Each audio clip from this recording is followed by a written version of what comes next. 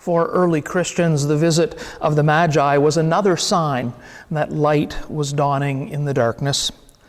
But there is something more to the visit of the Magi. These men were all pagans, right? They were heathen Gentiles. They had no connection at all with the Jewish people, with their prophets, with their hopes, or especially with their Messiah. And yet, according to our gospel lesson for today, they come from afar to pay homage to Mary's child. Now, this is important because from the very beginning, Jesus is worshipped by shepherds and angels, by commoners and royalty, and perhaps more importantly, by Jews and Gentiles alike. From the very beginning, the light that dawned with the birth of Jesus was a light that shines for all people. Though we really don't know much of what to make of this season of Epiphany, I mean, in a very real sense, though, everything about our faith is a celebration of Epiphany, a celebration of revelation. Because that's what Epiphany means. It means revealing, that taking away of the veil that covers something. We can now see it clearly or understand it clearly. Epiphany is about unveiling what Advent promises, that all flesh shall see the salvation of God, or that the glory of the Lord shall be revealed, and all people shall see it together. So during this time of year, during the season of Epiphany, we read stories from Jesus' life, stories that show how Jesus revealed that he truly was the light that was coming into the darkness. And that's why we celebrate Epiphany Sunday. It's a time to remind ourselves that in Jesus, that through Jesus, a light has dawned on the world that will never go out. A light of faith and hope and joy that shines into all kinds of darknesses that can afflict this world that we live in. And that was also the purpose of the children's story this morning. It was not just a cute parade behind a star, but a reminder to children and adults alike that Christ is indeed present in our midst, especially in our need. And so I find myself thinking about those wise men, those magi, those kings, and I find myself wondering what stirred in their hearts that would have compelled them to risk so much? What deep yearning for something other than the comfort that they lived in would have led them to travel so far through such difficult circumstances, to travel for so long? And as I think of them, I find myself thinking of all of us as well, and wondering about all the journeys that we have taken, and what it is that makes such journeys possible, or necessary, or preferable even, to simply living life right before us. What sign in the sky, what communication from God would make me go that deep, that far, to discover meaning for me? And then it strikes me that those travelers to Bethlehem were simply living their lives to their natural conclusions. For apparently their life's work was studying the stars.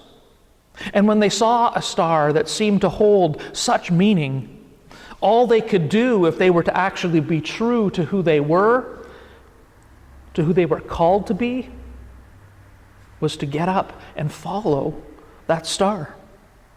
So having studied the stars, having felt the prodding of that particular star, they take this incredible journey. And then when they come to the place where the star had led them, they were met there by God. We know this could not have been at all what they expected, at least not God in the form and the circumstance that they beheld before them, right? In a simple stable, in a manger, a baby.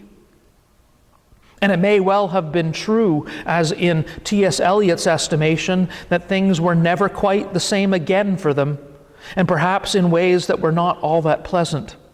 And still, in that baby, they met the Holy One. They met God's own Son. And all they were doing was what they believed they were made to do. And yet, at the same time, this was probably more than they bargained for when they first started up, right? Packing to travel to some far-flung place was probably not in their original job description about studying the stars.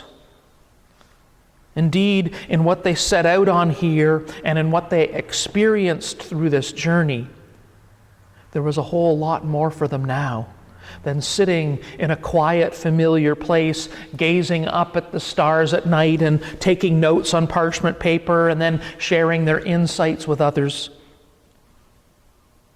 Perhaps this is so for all of us too. Right? As we use and develop the gifts that God has planted within each one of us, as we become all we were made to be, with our eyes and our hearts wide open to the possibilities, perhaps we too will encounter God there. And yet, there must be a point, it seems, when we too follow God's leading out of our most comfortable places, in order that we might encounter the Holy One as well. And it could be that it might not look like what we thought it would, but perhaps it is in the surprise itself that God resides. God seems to do whatever it takes to reach out, to embrace all people. I mean, God announces the birth of the Messiah to shepherds through angels on Christmas, and then to the Magi by a star on Epiphany, and to the political and religious authorities of God's own people through visitors that stop in Jerusalem. From a manger where a child lies wrapped in bands of cloth, God's reach, God's embrace in Christ, it gets bigger and bigger and bigger. Think about the stories that are to come, the stories that we know so well about Jesus, who eats with outcasts and sinners, who touches people who are sick and people who live with disabilities. I mean, Jesus even calls the dead back to life.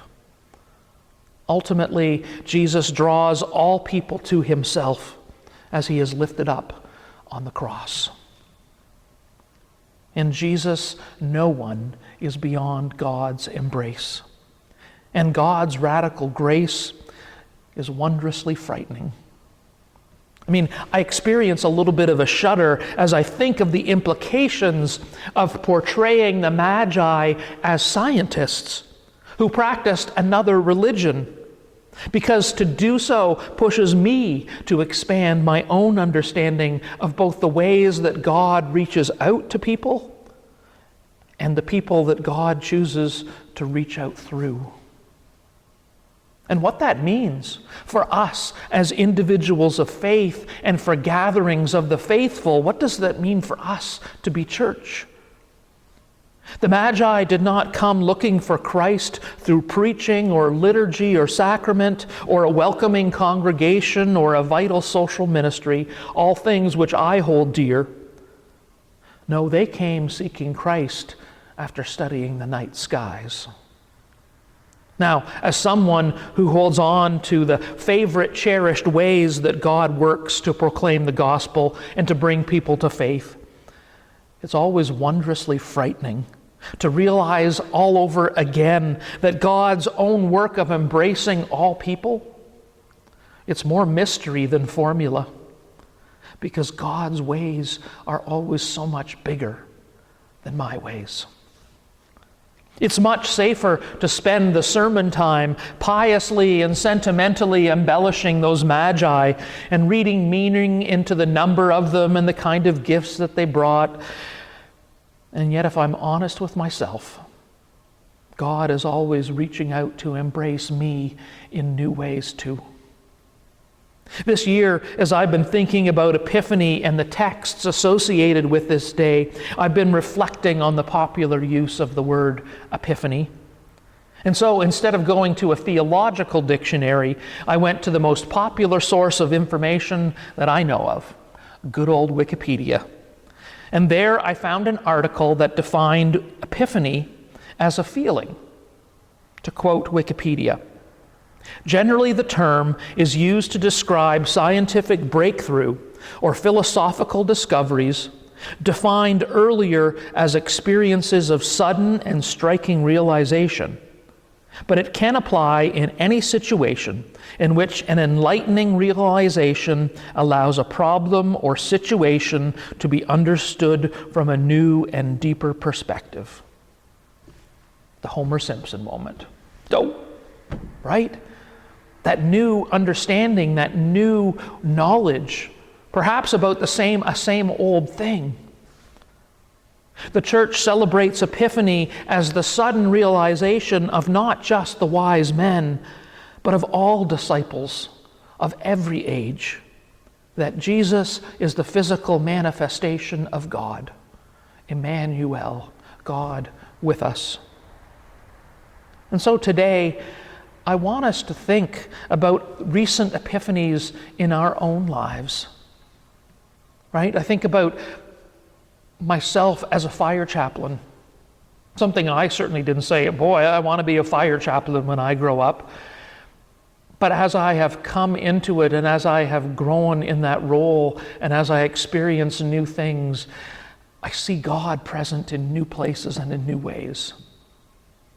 As a therapist, again, the work that went into it, but now when I am with clients, helping them see their own epiphanies, their own revelations, their own revealing, I see God at work. All those times when we have not only realized that Jesus is the physical manifestation of God, but that God working through Jesus has been present with you, has been present with me, has been present in the past, and will be present with us in the future. I've already talked about 2 recent epiphanies, but I'll talk about one more if it makes it any easier and takes the pressure off of you. But I really want you to do this homework this week, to think about where you have come to a new understanding of God in the last year. The epiphany that I'm going to talk about is a recurring one for me, because I always seem to lose sight of it before having it made real for me once again. And I've talked about it before, because as a minister, you represent God to other people. It's easy to remember that you teach people about God or that you remind people about God, right? Preaching every week reminds me of the importance of that role. But sometimes I move from teaching about God, I move from representing God to actually being the presence of God in certain situations. And it's always an epiphany for me, a revelation. And as I think about it, I'm glad it is a recurring epiphany, because I would be one awful minister if I always conflated myself with God. And yet, there are times when it's true. There are times during pastoral visits with someone who is dying, or with a family who has just lost a loved one. There are those times when I literally am the presence of God. I will never ever find those visits easy. And I always spend a few moments in my car or in a hallway praying before I go knock on the door or before I enter that hospital room. And after a quick word of prayer, silent prayer to myself, and a very deep breath, I enter the house or the room and I sit down. No visit, no prayer, no conversation is ever the same.